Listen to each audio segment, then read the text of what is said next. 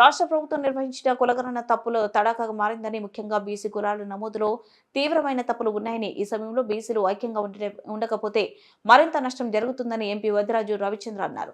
శనివారం ఖమ్మం సప్తపది ఫంక్షన్ హాల్లో ఎమ్మెల్సీ తెలంగాణ జాగృతి ఫౌండర్ కల్వకుంట్ల కవిత అధ్యక్షతన జరిగిన బీసీల రాజకీయ, విద్య, ఉద్యోగ రిజర్వేషన్ విషయంపై బీసీ కుల సంఘాల రౌండ్ టేబుల్ సమావేశం జరిగింది. ఈ సందర్భంగా ఎంపీ వద్దిరాజు రవిచంద్ర మాట్లాడుతూ బీసీ కులాలు ఐక్యంగా ఉండి రిజర్వేషన్లు సాధించుకోవాలన్నారు. అవసరం వస్తుంది, ఒక ప్రాబ్లం వస్తుంది. ఎక్కడ చూసినా కూడా 20 నుంచి 25 సంవత్సరాల వరకు ఒక ప్రాబ్లం మొదలవుతూనే ఉంటుంది. ఆ ప్రాబ్లం పోయిన ప్రాబ్లం ఏమో, సాల్వ్ చేసినటువంటి ప్రాబ్లం ఏమో 70 ఏళ్ళ ఆకాంక్ష, 70 ఏళ్ళ కోరిక, తెలంగాణ రాష్ట్ర సాధన. ఆ కళను సాకారం చేసినటువంటి గౌరవనీయులు కేసీఆర్ గారు, వారు స్టార్ట్ చేసినప్పుడు శూన్యం నుంచి రాష్ట్రాన్ని సాధించి పెట్టారు. అది చరిత్ర ప్రజలందరికీ తెలుసు, ప్రపంచానికే తెలుసు. ఇప్పుడు మరొక ఉద్యమం స్టార్ట్ అయిపోయింది. గౌరవనీయులు రేవంత్ రెడ్డి గారి పుణ్యాన, ఇందాక అన్న చెప్పాడు, నరేంద్ర గారు కూడా చెప్పారు, వారిని తలుచుకుందాం, మంచిదే, ఏం ప్రాబ్లం లేదు. నిజంగా కూడా న్యాయబద్ధంగా జరిగే సర్వే చేస్తే ఈ అవకాశం వచ్చేది కాదు. ఇలాంటి సమయాన్ని, క్లిష్ట పరిస్థితుల సమయాన్ని కవితమ్మ గారు ముందే గ్రహించి ఈ ప్రాబ్లం రాబోతుందని తెలుసుకొని తర్వాత తీవ్రతరం చేసి తెలంగాణ జాగృతి నుంచి స్థాపించి ఇప్పుడు నడుస్తున్నటువంటి ఉద్యమం కవితమ్మ గారు నిజంగా కూడా ఒక మొండి ఘటం చెప్పాలి. ఏదైనా ఒక పట్టు పడితే వదిలిపెట్టరు. తెలంగాణలో ఇంతకుముందు ఎప్పుడో పాత రోజుల్లో ఉన్నటువంటి బతుకమ్మని ఒక 20 ఏళ్ల క్రితం నుంచి మరుగున పడేసి చాలా తక్కువ మంది ఆడుకునే విధంగా, ఎప్పుడో గుర్తుండిపోయే విధంగా మా ఫాదర్ మదర్ అప్పుడు ఎప్పుడో తంగేడు పూలు తెచ్చి అప్పుడు ఆ బతుకమ్మను పేర్చి ఆడుకునేదే కనపడింది తప్ప 2014 ముందు, 2009 ముందు తెలంగాణ జాగృతి సంస్థ స్థాపించక ముందు చాలా తక్కువగా కనిపించినటువంటి బతుకమ్మ పండుగని ఇది కనుమరుగైపోతుంది అని చెప్పేసి, ఎట్టి పరిస్థితుల్లో కూడా తెలంగాణ సంస్కృతిని, ఈ పండుగను, ఆడపడుచుల పండుగను మనం నిర్లక్ష్యం చేయరాదు అని చెప్పేసి నెత్తిన ఎత్తుకున్నటువంటి బతుకమ్మ పండుగను ప్రపంచ దేశాల్లో, అమెరికాలో కూడా ఆడే విధంగా ఆడిపించినటువంటి ఘనత సోదరి కవితమ్మ గారి. అంటే ఎలా ఆలోచిస్తారంటే, పులి కడుపున పులే పుడతారు, ఖచ్చితంగా ఫైట్ చేస్తుంది. ఒక ప్రూవ్ చేసుకున్నటువంటి లీడర్ గారు కేసీఆర్ గారు తెలంగాణ రాష్ట్రాన్ని తెచ్చిచ్చారు. కేటీఆర్ గారేమో అత్యద్భుతంగా పాలించి హైదరాబాద్ను అమెరికా చేసి పెట్టారు. అది కూడా ఒక రికార్డ్. కవితమ్మ గారు ఉన్నారు, వీరు చేసుకుంటూ వస్తున్నారు, ఒక్కొక్క కార్యక్రమం చేసుకుంటూ వస్తున్నారు జాగృతి నుంచి. కానీ మహిళా రిజర్వేషన్ గురించి కూడా ఎట్లా కొట్లాడారంటే, పార్లమెంట్ లో సడన్ గా ఒక 3 రోజుల ముందు నేను పార్లమెంట్ మెంబర్ గా ఉన్నప్పుడు అక్కడ లీ మ్యారిడియన్ హోటల్లో నేను రౌండ్ టేబుల్ సమావేశం పెడుతున్నా, ఎంపీలందరూ జమ చేయాలి, వస్తున్నారు, నేను కూడా మాట్లాడాను, మీరందరూ పికప్ చేసుకోవాలి, స్టార్ట్ చేయండి అన్నాను. అక్కడ హౌస్ నడుస్తుంది. సడన్ గా ఉదయం అక్క దిగిండ్రు, రౌండ్ టేబుల్ సమావేశం సాయంత్రం స్టార్ట్ చేస్తే ఎంతమంది ఎంపీలు వచ్చారంటే దాదాపు ఒక 100 మంది ఎంపీలు వచ్చారు. ఒక 100 మంది వివిధ రకాల పార్టీల ఎంపీలు వచ్చి మహిళా బిల్లుకు మద్దతు చెప్పక తప్పని పరిస్థితి క్రియేట్ చేశారు కవితమ్మ గారు.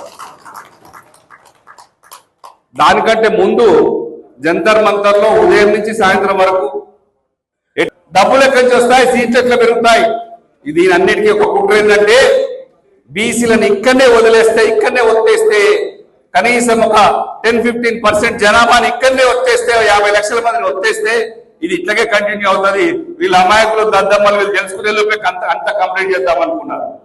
కానీ కవితమ్మ ఊరుకోలేదు, కేసీఆర్ గారు కూడా ఊరుకోరు, ఎవ్వరు ఊరుకోరు. దీనికి ఖచ్చితంగా గుణపాఠం జరుగుతుంది. బీసీల మనందరం కూడా ఈ సర్వేను ఒప్పుకుంటలేమో అని చెప్పడం జరిగింది. నిన్న నేను కూడా ప్రెస్ మీట్ పెట్టాను పార్టీ ఆఫీస్ లో. మీరు ఈ సర్వేని అందరూ ఒప్పుకుంటున్నారా? ఒక్కసారి గట్టిగా చెప్పండి, ఒప్పుకుంటున్నారా? గట్టిగా చేతులు ఎత్తి చెప్పండి. ఒప్పుకోవట్లేదు. ఈ రాష్ట్రం మొత్తం ఎక్కడ సర్వేలు మేము ఒప్పుకోవట్లేదు. 3.1 సర్వే మీరు చేసినా కూడా నిష్ప్రయోజనం, మేము ఒప్పుకునేది లేదు. దేశంలో మళ్ళీ డీలిమిటేషన్ రావాలన్నా, సీట్లు చేయాలన్నా ఆల్రెడీ చట్టం చేసినటువంటి 33% చట్టం చేసినటువంటి మహిళా బిల్లు ఇంప్లిమెంట్ కావాలన్నా బీసీల కులగణన ఖచ్చితంగా దేశం మొత్తం జరగాల్సిందే. అది జరిగినప్పుడు నువ్వు ఈ దొంగ లెక్కలు చెప్తావేమో, అది కుదరదు. అవన్నీ బీఆర్ఎస్ పార్టీ అడ్డుపడుతుంది. ఖచ్చితంగా వివిధ రాష్ట్రాల్లో ఎట్లయితే సర్వే చేస్తారో మళ్ళీ మొదటికి వచ్చి మళ్ళీ రీ సర్వే చేయమని చెప్పేసి మేము కోర్టుకైనా వెళ్తాం, అడ్డుపడతాం. ఇదే నువ్వు ఇచ్చిన సర్వే శాంటిటీ కాదు, దీన్ని ఎట్లయినా చేయొచ్చు. దానికి నిన్ను అడిగా నేను, అయ్యా నువ్వు 100 కోట్ల రూపాయలు స్కిల్ డెవలప్మెంట్ కింద అదాని దగ్గర తీసుకున్నావు, వాపస్ ఎందుకు ఇచ్చావు? పరువు పోతుంది, బాధ అవుతుంది అని చెప్పి నువ్వు రిటర్న్ ఇచ్చినప్పుడు ఎలాంటి భేషజాన్ని పోలేదే.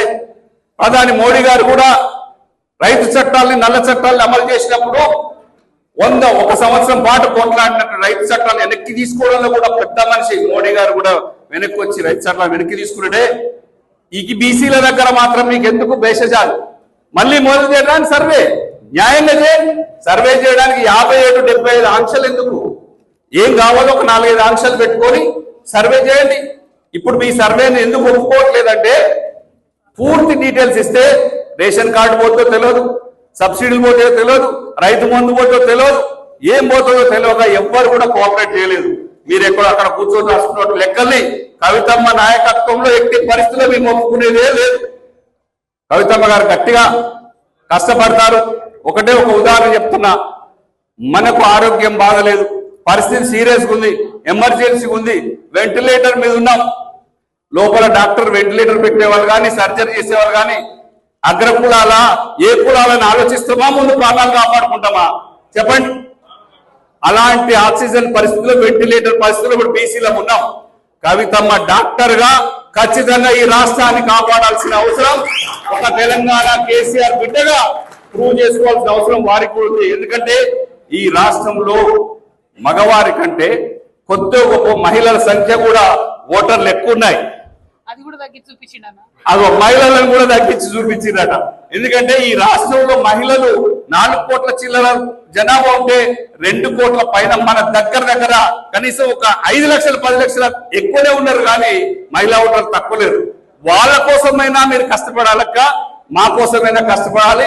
మీకు అందరం కూడా బీసీలు అందరం కూడా వెనుదట్టు ఉంటాం.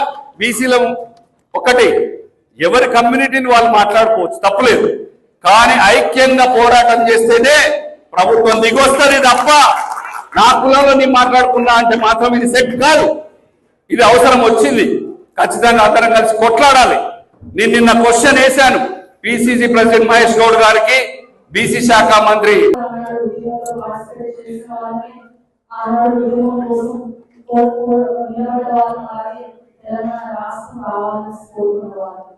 నాకు తెలిసినంత వరకు కవితగా ఏదైనా పడుకుంటే సాధించేంత వరకు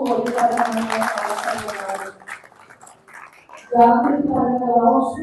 అలాగే ఈరోజు తెలంగాణ రాష్ట్రం ఆడపడుచు ఆత్మగౌరవాన్ని ప్రపంచ వ్యాప్తంగా ఈరోజు నిలబెట్టినటువంటి వ్యక్తి జాగృతి పరంగా. అటువంటి తెలంగాణ ఆడబిడ్డ కేసీఆర్ గారి బిడ్డ మన ముందుకు వచ్చి మీకేం కావాలి, మీ సమస్య ఏంటో చెప్పడానికి ఇచ్చే బాధ్యత నాది అనేసి వారు నిలబడ్డారంటేనే ఈ సమస్య తీరబోతుంది అనేసి నేనైతే భావిస్తా ఉన్నాను, నమ్ముతా ఉన్నాను. ఒక విధంగా చెప్పాలి అనేసి చట్టసభలో మహిళలకు 33% రిజర్వేషన్ కావాల్సింది అనేసి పట్టుబడినటువంటి వ్యక్తి కవిత. ఆ రిజర్వేషన్ వచ్చేంత వరకు కూడా వారి పనుల్లో ఉన్నా లేకపోయినా ఆ రిజర్వేషన్ వచ్చేంత వరకు కూడా నిలబడి మొన్న వారితో బీజేపీ ప్రభుత్వంలో ఆమోదం చేసుకుని డిలిమిటేషన్ కి మళ్ళీ అడ్డంగా పెట్టి సరే భవిష్యత్తులో తప్పకుండా వారి కష్టం వదలకపోదు, ఖచ్చితంగా మహిళా రిజర్వేషన్ కూడా పోదాం. ఒకసారి బీసీ అందులో అందరూ కూడా ఆలోచన చేయాల్సిన సందర్భం ఏంటంటే 75 సంవత్సరాల స్వతంత్ర భారతావనం. ఈ 75 సంవత్సరాల్లో నేటికి బీసీ బిడ్డలు చట్టసభలో రిజర్వేషన్ కోసం పోరాడుతున్నారు అనేసి ఎంత తీవ్రమైనటువంటి సమస్య అనేది ఒకసారి మనం ఆలోచన చేయాలి. నేడు ఎస్టీలో మనకు రిజర్వేషన్ ఉంది కాబట్టి ఈ రోజు